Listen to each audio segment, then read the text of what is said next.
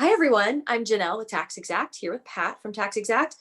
And today we're going to talk about how to add a state at both the client and the document level. So, Pat, would you mind showing us how to do that?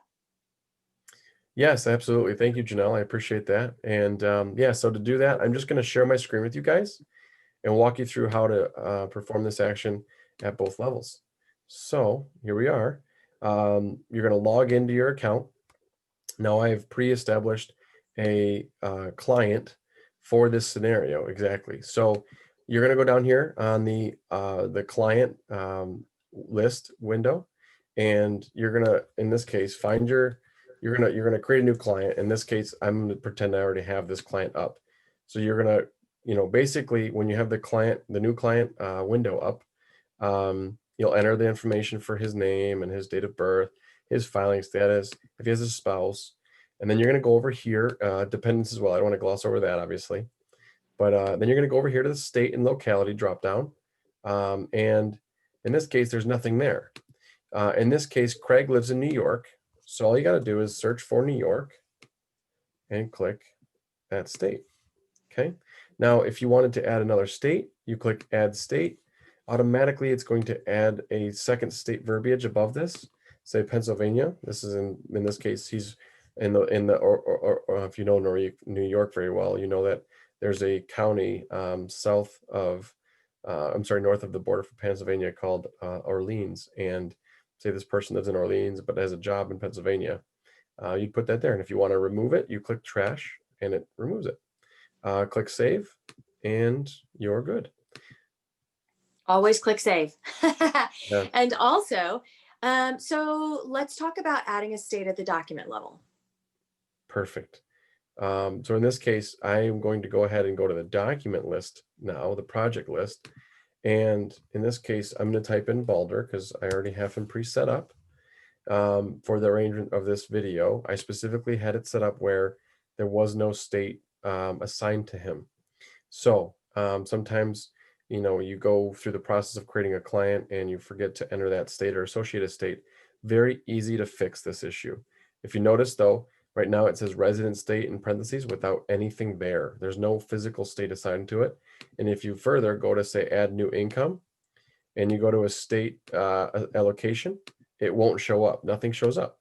So to actually do this pretty easily, in this case, all you got to do is go back here to the summary screen, and you're going to go top where it says client information. I'm just going to highlight this for you.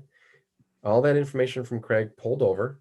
And all you got to do is go here to the edit client details. It's going to pop up this condensed version of what you had at the client information page section. And you're going to go to state and locality, and you're going to go right here, New York. And this is where you would add or update this information. I'm going to go into really quick one other concept in a moment here, but going back to this now, when you click add new income, it now shows New York there, okay? But in this case, I want to show you guys a concept really quick that happens often, right? Where you are now sitting in front of the client return, you're reviewing it, and you stumble upon the fact that either they moved, or they had another child, or they got divorced. Also, right in here, edit client details, Craig is now going to file separately this year from his wife. Craig is now father, so we're going to add one dependent, and then dependent is under 17. In this case, maybe he's no longer a New York State resident. He's now a New Jersey resident, and he moved. Now, obviously, if you move, usually it's halfway through the year, so you would still want to have a New York source, but you'd make it the secondary state. When you put this state here, this is the state of residency that tells the system this is where you ended the year. But you always want to have that secondary state where applicable. You click update, boom, you go back here to add a new income. Now both states are going to be right there for you to select from as you add new documents to source. And that will conclude the lesson that we presented to you today about how to add states at the client and document level. That's really helpful. Thanks so much, Pat. And be sure and see all of our other how-to videos on our YouTube channel where you can also subscribe. And we will definitely see you next time. Thank you.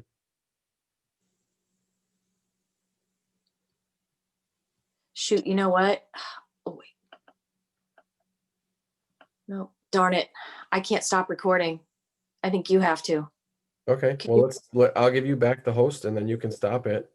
Okay. And then we can always retract from some of the end of here because that was a Yeah, good. I can probably trim the end. Oh, I can stop recording here too. All right, so I'm gonna go back here. That's really strange. Because once I turn over the host to you, Make host. uh-huh. Your host. Now, You're recording. See if you can end record.